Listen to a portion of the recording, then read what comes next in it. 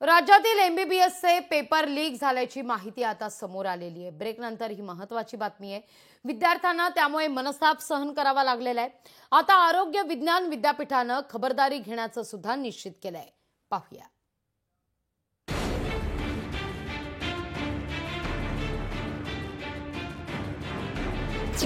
राज्यात एमबीबीएस परीक्षांमध्ये मोठी फसवणूक। प्रश्नपत्रिका लीक होण्याचं प्रमाण वाढलं।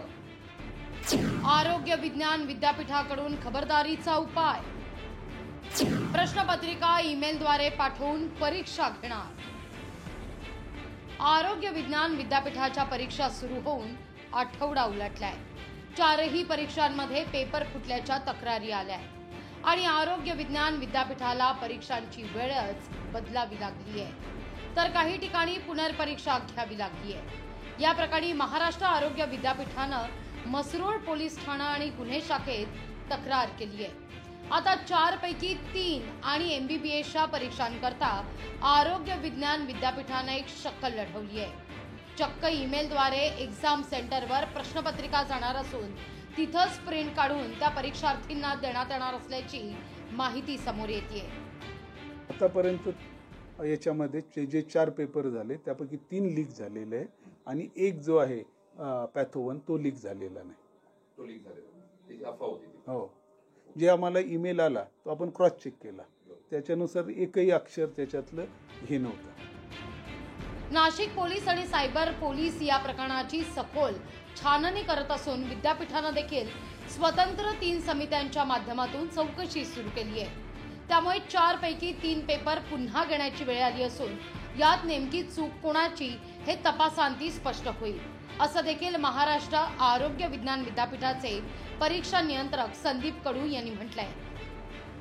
आमच्या जी परीक्षा मंडळाची बैठक झाली त्याच्यामध्ये त्रिस्तरीय एक समिती की ज्या कॉलेज समजा SRTR मध्ये झालं तर तिथं कॉलेज लेवलची समिती स्थापन करावी, ती केली, पण त्यांचा पण रिपोर्ट आलाय। एक विद्यापीठ स्तरावर आमचे जे डीन आहेत डॉक्टर धडके यांच्या अध्यक्षतेखाली आणि अजून 2 डीन अशी त्रिस्तरीय ते पण त्यांचं असं 3 ठिकाणी इन्व्हेस्टिगेशन होत आहे।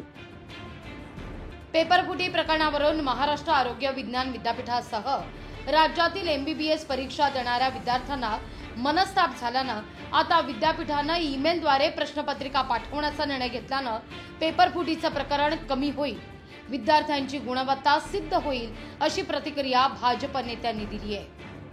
शेवटी मुलं अभ्यास करतात आणि जर पेपर फुटले तर त्यांच्या गुणवत्तेवर निश्चितच त्या ठिकाणी परिणाम होतो आणि अशा प्रवृत्ती विदाऊट स्टडी त्या ठिकाणी या प्रक्रियेत येऊन पूर्णपणे त्या ठिकाणी अडचण होऊ शकते आणि त्याच्यामुळे अशा कुठल्याही प्रकारची प्रिकॉशनरी मेजर्स जर घेतले असतील तर त्याचं स्वागतच व्हायला।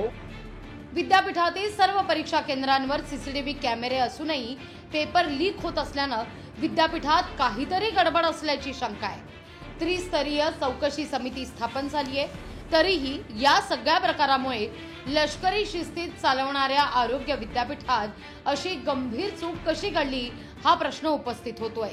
तर ईमेलनं नवीन प्रश्नपत्रिका पाठवून त्यात तातडीनं प्रिंटिंग करून प्रश्नपत्रिका विद्यार्थ्यांना देण्यात येतील।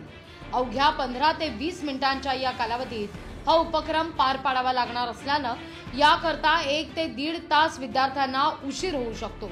याशिवाय मानसिक तयारीचं आवाहन देखील विद्यापीठासमोर करण्यात आलंय।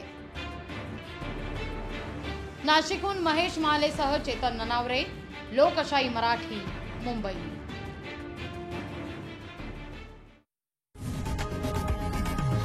लोकशाही मराठी ऐका, पहा, जागरूक रहा।